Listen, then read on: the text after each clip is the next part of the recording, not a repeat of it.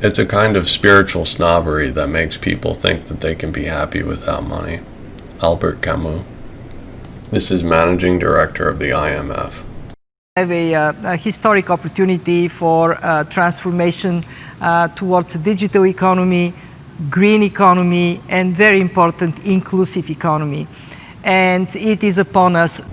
A digital economy, a green economy, and an inclusive economy, meaning fair for the microeconomy to participate in the macro. Settlement across borders at near real time is part of an inclusive economy. XRP fits the IMF's agenda, obviously. We are putting in place a historic in size stimulus, fiscal stimulus. How we use this money to generate more innovation, more equality, green growth is up to us. We are having a historic amount of money printing. They will take advantage of the money printing for the sake of what they think is good. A green economy, a transparent economy, GovTech, a technology update, the Great Reset you've been hearing about. They will print so much money it'll be for the greater good that they bandage fiat with crypto. And decision makers actually know, because we know what the solutions are. She is saying they are 100% in control of the situation. We know that in the United States and some other parts of the world have taken on a digital transformation driven by private sector. The United States has taken on a digital transformation driven by private sector. She is saying that the USA being behind is fake. We are undergoing the digital transformation led by the private sector. Imagine what it would be if globally we have infrastructure for digital for everyone. That everybody is connected, all businesses, all governments. Imagine the transformation in how governments work. She just hinted at something very important. A global blockchain-based platform where intranets or countries connect on a level playing field globally, the Internet of Value. If they're all on an e-platform and citizens can see to the penny how their money is being used. She's painting a picture of blockchain technology, and this platform will be for the greater good, that the citizens of the world get to see the transactions that are taking place at the government level. It is possible to do. So this is one, fiscal stimulus, do it right. Two, more importantly, the physical stimulus is going to get so bad that means that the world events are going to get so bad that they need to be transparent. We have in the next 12 months, 18 months, a chance to get global leadership aligned in a way that was only possible, is only possible after a big shock.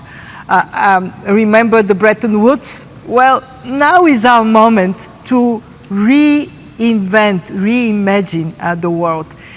The Great Reset is underway.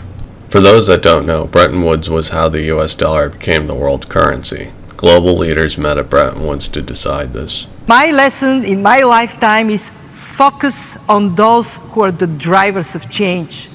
Empower them. Get everybody excited. And then the IMF has empowered Ripple from the very beginning. Those who are sitting on the bench, I mean, they're now looking this way and that way, and they're saying it may go right, it may go left. Get them to move off the bench and embrace change, go for it. And I think if we are determined, we have a chance that one day history would be written about this pandemic as being one of the moments where the arc bends even further towards progress and equality. And we can be part of it. We can be part of it. Whatever you want to believe about the pandemic is fine. But what is for certain is that the banks are taking advantage of this opportunity.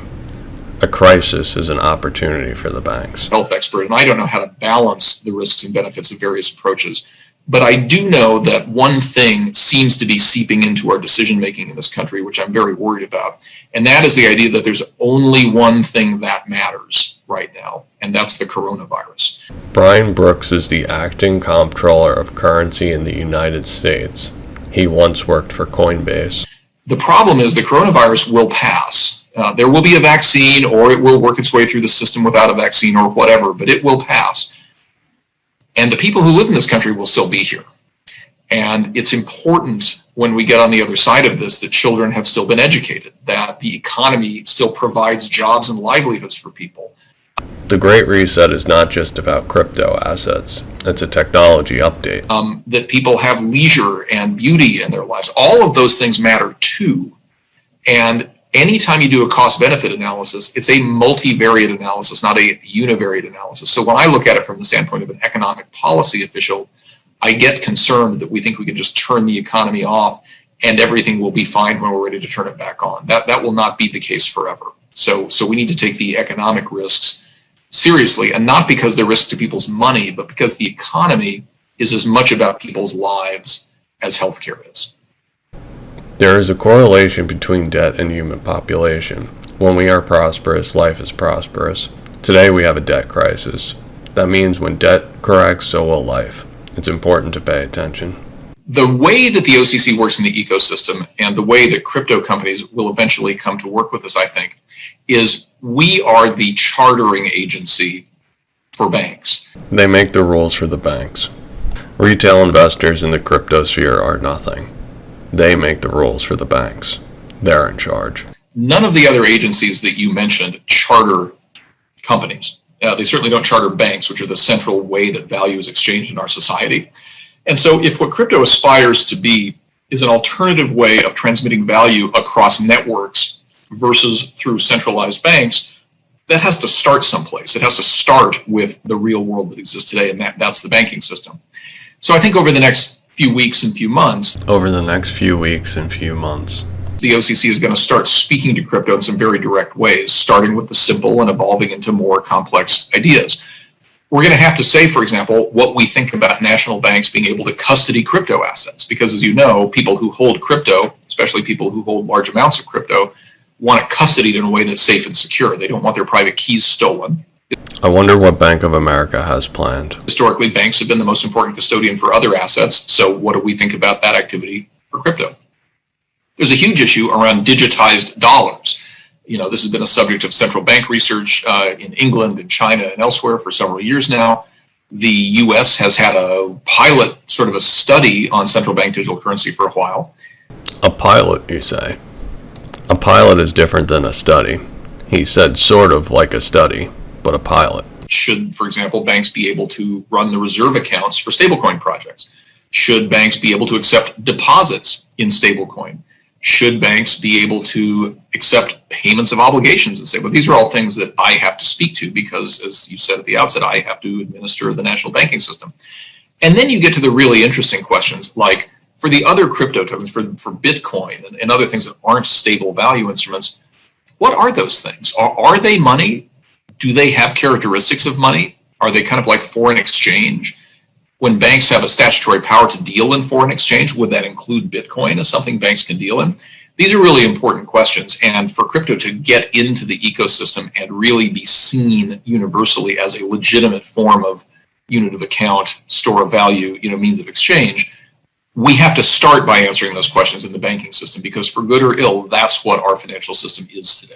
And so remember, Brian used to work for Coinbase, and Coinbase only lists digital assets that they are certain fit a regulatory guideline, meaning digital assets that they're certain won't have an issue being labeled something that they're not. Coinbase listed XRP after the MoneyGram announcement because I believe it became clear that XRP was not a security when that happened. Coinbase has a guideline to list the digital assets. For good or ill, that's what our financial system is today. And so I hope to look at those questions with a careful eye, with expert advice, and we will come out and give clarity to that.